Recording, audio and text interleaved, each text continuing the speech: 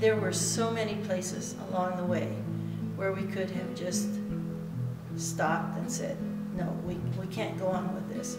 Sister Terry and I had a really steep learning curve, and we just kept encouraging each other and encouraging the people working with us. And when it was all said and done, the architect said, we were sure.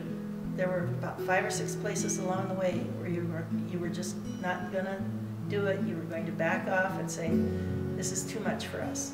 And he said, you stuck in the whole way. And we just kept saying, you know, Adele's up there watching. She has to be happy with this. And it's named after her. She started the shelter with Sister Terry 25 years ago. And all the 25 years, there's been lots and lots of places where the doors could have just closed. Every November was just, how do we fix the next meal? Somehow the money always came through, and we were able to keep it going, and it's stronger now than it's ever been.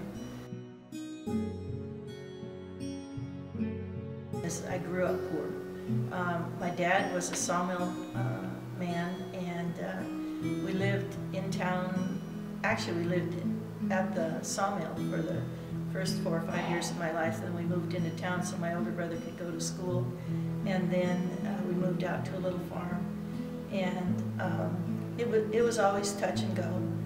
If there was going to be enough food for 7 of us, I have 4 brothers, and the sisters always helped. And until I was adult and looked back, I really didn't know that the food boxes that the sisters brought us were for anything other than the fact that we stayed after school and cleaned classrooms. And so I just assumed it was just a payback for helping out at school. But in the reality of it, they were babysitting and they were bringing food to us when we were hungry.